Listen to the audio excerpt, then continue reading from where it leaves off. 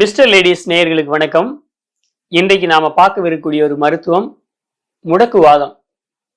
இந்த முடக்குவாதம் ஏன் வருது, அது வராம நாம எப்படி நம்மளை காத்துக்கலாம், அப்படியே வந்துருச்சுனாலும் எப்படி பாரம்பரிய மருத்துவத்தின் மூலியமா அதை சரி பண்ணிக்கலாம் அப்படின்றத பத்தி தான் பார்க்க போறோம்.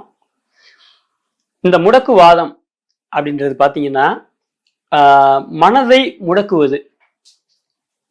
இப்போ இந்த முடக்குவாதம் வர்றதுக்கு காரணம் பார்த்தீங்கன்னா குடும்பத்தில் உள்ளவங்களை பற்றியோ அல்லது மற்றவங்களை பற்றியோ நாம அளவு கடந்த அன்பினால நமக்கு நாமே ஏற்படுத்தி கொள்ளக்கூடிய ஒரு பிரச்சனை தான் இந்த முடக்குவாதம். இப்போ அவங்களுக்கு ஒரு இப்போ கல்யாணம் உரிய காலத்தில் நடக்காமல் இருக்கு, அவங்க உரிய இந்த வீடு கட்டாமல் இருக்காங்க, இல்லை அவங்க நினைச்சது நடக்காமல் இருக்கு அப்படின்னு சொல்லி அடுத்தவங்களை பற்றி கவலைப்படுறது, அடுத்தவங்களை பற்றி மிக அதிகமாக கவலைப்படுறது, எப்போ பார்த்தாலும் ஒரு குறிப்பிட்ட நபரை பற்றியே நினச்சிக்கிட்டு இருக்கிறது. இந்த மாதிரி நினச்சிக்கிட்டு இருக்கும்போது இந்த மனசு அப்படின்றது முடங்குது. மனசு அப்படின்றது எல்லாருமே இதயத்தில் கை வச்சு காட்டிக்கிட்டு இருப்பாங்க. அது இதயத்தில் இல்லை, மனசு அப்படிங்கிறது மூளை தான். மனசு அப்படிங்கிறது சிந்தை தான். அப்போ சிந்தனையில் சோகமான சிந்தனை அதிகமாக இருந்துச்சுனாக்கும் இந்த முடக்குவாதம் அப்படின்றது ஒரு தடுக்கப்பட முடியாத ஒரு பிரச்சனையா மாறிடுது. இந்த முடக்குவாதம் வந்துருச்சுனாக்கும் நம்முடைய மூட்டுகள் 93 மூட்டுகள் இருக்கு. இந்த 93 மூட்டுகள்லையும் முதன்மையா பார்த்தீங்கன்னா முழங்கால் மூட்டு, முழங்கை மூட்டு, அதுக்கப்புறம் உங்களுக்கு கால் விரல்கள், கை விரல்கள் இருக்கக்கூடிய மூட்டுகள், அதுக்கப்புறம் பார்த்தீங்கன்னா தோள்பட்டையில் இருக்கக்கூடிய மூட்டுகள். இந்த பகுதிகளில் தான் யூரிக் ஆசிட் அப்படின்றது நம்ம அதிகமாக கவலைப்படும் போது இந்த யூரிக் ஆசிட் அப்படின்றது அதிகமாக உருவாயிடுது. அதோடு மட்டும் இல்லாமல் இலக்கமாக இருக்கக்கூடிய அந்த மூட்டுகள் எல்லாமே உரைய ஆரம்பிக்குது, ஃப்ரோசன் ஆயிடுது. அப்போ இப்படி ஃப்ரோசன் ஆகும்போது அதை கவனிக்காம தொடர்ந்து விட்டுட்டு இருக்கும்போது அப்படியே உறைஞ்சிருது. உறைஞ்சதுக்கு அப்புறம் அந்த இடத்துல அசைவு இல்லாம போயிடுது.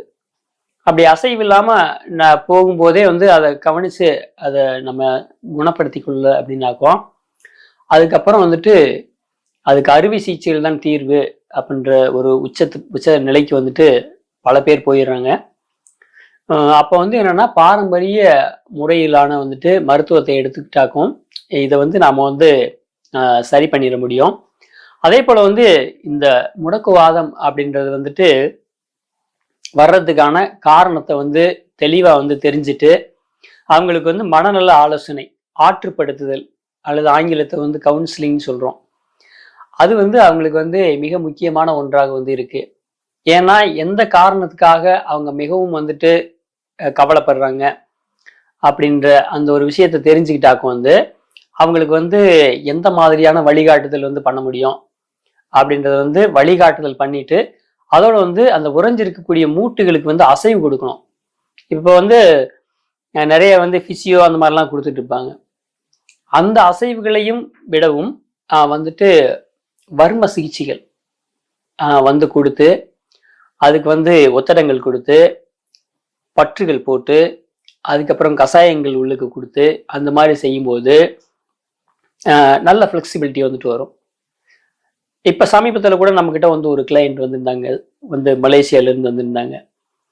அவங்க மொத்தமே ஒரு 10 நாள் தான் மருத்துவம் எடுத்துக்கிட்டாங்க. இதில் 5ஆவது நாளே எனக்கு மடக்க முடியுது அப்படின்ற ஃபீட்பேக் அவங்க சொல்லியிருப்பாங்க.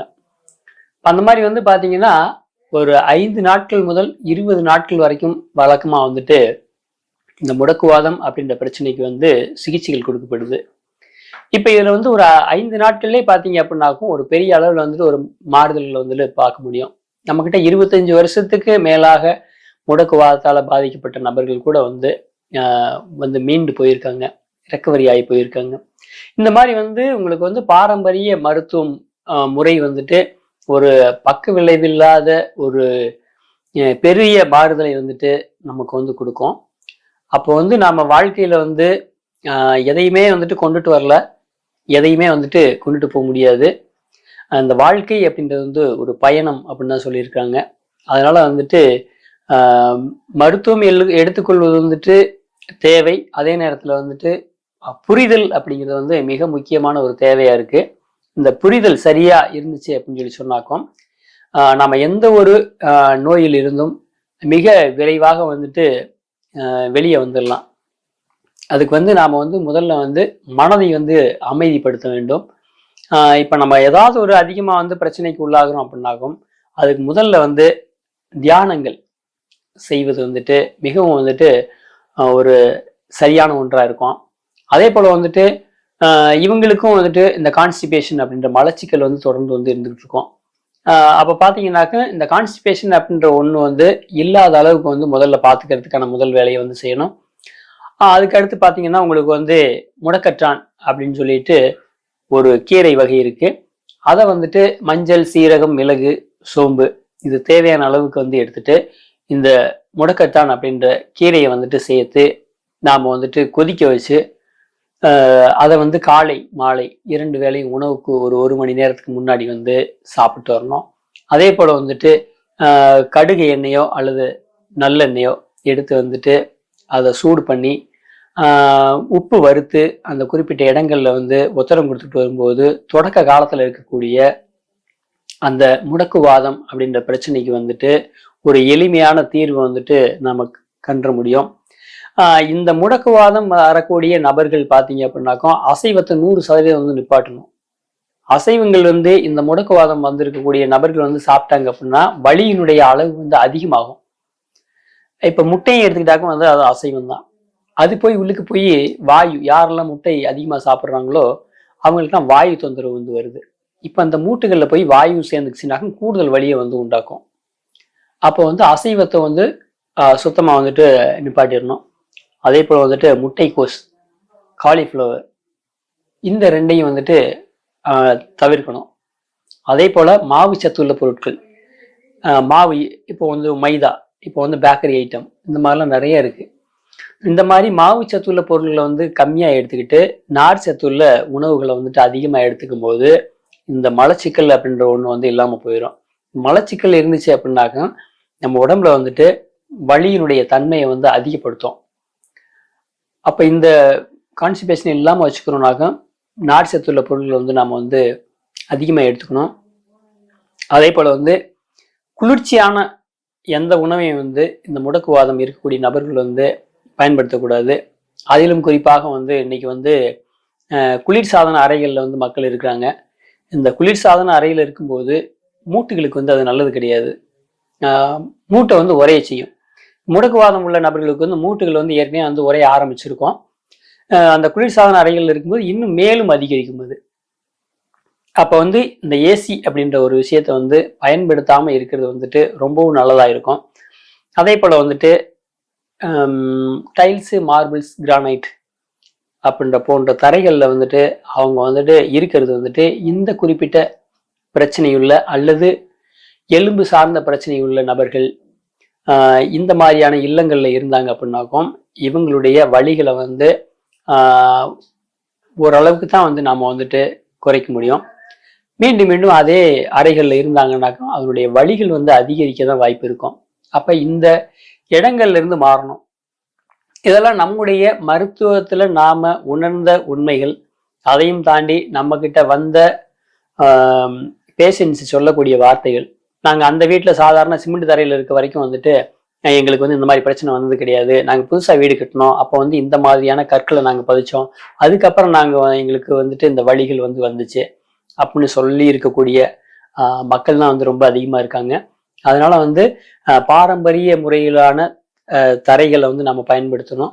அதே போல் வந்து அதான் ஏசி பயன்படுத்தக்கூடாதுன்னு சொல்லியிருக்கோம். இதை பயன்படுத்தாமல் இருக்கும்போதே வந்து இந்த முடக்குவாதம் அப்படின்றது வந்து அதிகரிக்காமல் நம்ம வந்து பார்த்துக்க முடியும். அதே போல் வந்து பாரம்பரிய மருத்துவத்தை எடுத்துக்கொள்ளும் போது இந்த ஒரு பிரச்சனையிலிருந்து நாம ஒரு 100% கட்டாயமாக வந்துட்டு வெளியேறிட முடியும். வழக்கமாகவே அதிகபட்சமாக ஒரு 3 மாதங்கள் வந்து உள்மருந்தாக வந்து எடுத்துக்கணும்.